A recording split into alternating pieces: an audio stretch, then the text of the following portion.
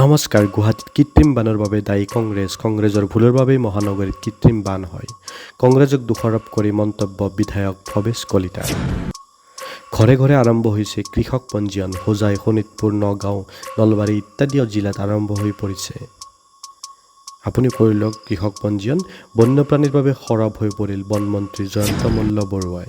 এগৰাকী দৰিদ্ৰ বৃদ্ধৰ একাউণ্টত সোমাল কোটি কোটি টকা। একাউণ্টৰ পৰীক্ষা কৰি হতবাক সকলো।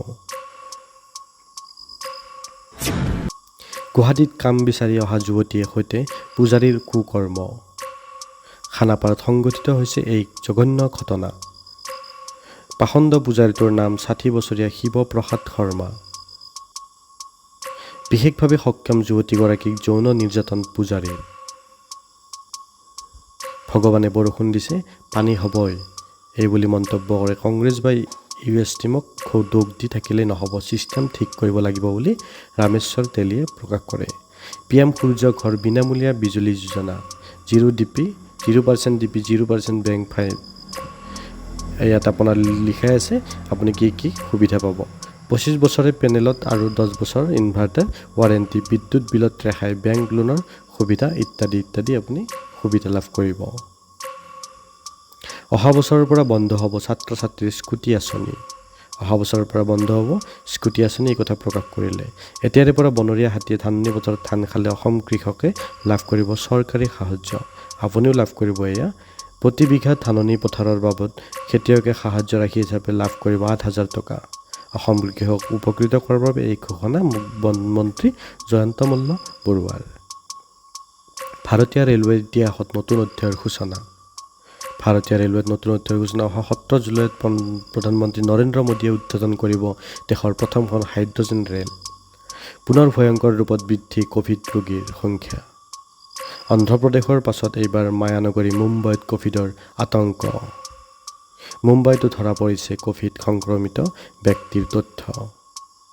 আদিত্য ৰাভা আৰু প্ৰণৱ দলে মুক্তি দিয়ক বুলি অখিল গগৈয়ে আজি প্ৰতিবাদ কৰে।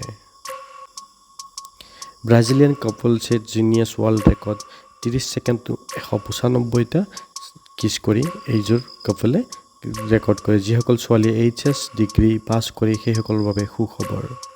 কোনসকল ছোৱালীয়ে নিযুত মইনা আঁচনিৰ টকা পাব? নিযুত মইনা আঁচনিক লৈ হিমন্ত বিশ্ব শৰ্মাই দিলে কেইবাটাও নতুন নিৰ্দেশনা। নিযুত মইনা আঁচনিৰ টকা পাবলৈ হ'লে ছাত্ৰীগৰাকী অসমৰ স্থায়ী বাসিন্দা হ'ব লাগিব। ব্যক্তিগত খণ্ডৰ কলেজত নামভৰ্তি হোৱা ছোৱালীয়ে নাপাব নিযুত মইনা আঁচনি। পলিটেকনিকৰ ছোৱালীয়ে পাব নিযুত মইনা আঁচনিৰ ধন। PG আৰু BEd পাঠ্যক্ৰমৰ বিবাহিত ছোৱালীয়ে পাব নিযুত মইনা আঁচনি। অৰুণোদয় আঁচনিৰ বাবে ডাঙৰ আপডেট। আপুনি যদি অৰুণোদয় আঁচনিৰ বাবে আপডেট জানিব খুজিছে চেনেলটো ছাবস্ক্ৰাইব কৰি দিব। অহা মাহৰ পৰা টকা পাবলৈ কৰক এই 3টা কাম। কাম 3টা হৈছে, নহ'লে আপুনি টকা নাপাব। প্ৰথম কামটো হৈছে কি কৰিব এই সবিশেষ জানিবলৈ এতিয়া ভিডিঅ'টো লাইক কৰিব, কমেণ্ট কৰিব। প্ৰথম কামটো হৈছে বেংক একাউণ্টৰ লগত আধাৰ কাৰ্ডৰ লিংক কৰক। আপোনাৰ বেংক একাউণ্টৰ লগত আধাৰ কাৰ্ডৰ লিংক কৰিব। দ্বিতীয়টো, ঘৰত চৰকাৰী চাকৰিয়াল থাকিলে আজিয়ে নাম কৰ্তনৰ বাবে আবেদন দাখিল কৰক। চৰকাৰী চাকৰিয়াল থাকিলে নাম কৰ্তনৰ বাবে আবেদন কৰক। DBT লিংক নাথাকিলে DBT লিংক কৰি ল'ব আপুনি। আপোনাৰ ৰাজ্যৰ স্বাস্থ্য বিভাগৰ বাবে ভাল খবৰ। শীঘ্ৰে ৰাজ্য চৰকাৰে দিব 30,000 নিযুক্তি। শীঘ্ৰে 30,000 নিযুক্তি দিম বুলি চৰকাৰে উল্লেখ কৰিছে। বহুবিবাহ কৰা পুৰুষে চৰকাৰী আঁচনি নাপাব। বহুবিবাহ কৰা পুৰুষে এতিয়াৰ পৰা চৰকাৰী আঁচনি নাপাব বুলি জয়ন্ত মল্লই উল্লেখ কৰে। 18,000 শিক্ষাৰ্থীয়ে লাভ কৰিব ডক্টৰ বাণীকান্ত কাকতি পুৰস্কাৰ। স্নাতক ডিগ্ৰীধাৰীয়ে লাভ কৰিব জীৱন প্ৰেৰণা আঁচনি। বহুবিবাহ কৰা পুৰুষ চৰকাৰী কৰ্মচাৰীক বৰখাস্ত কৰা হ'ব বুলি জয়ন্ত মল্লই উল্লেখ কৰে। মাইক্ৰ ফাইনেন্সৰ অনাদায় ঋণ আৰু পৰিশোধ নকৰে ৰাজ্য চৰকাৰে। বিধানসভাৰ মজিয়াত বিত্তমন্ত্ৰীয়ে স্পষ্ট কৰিলে এই ঘোষণা।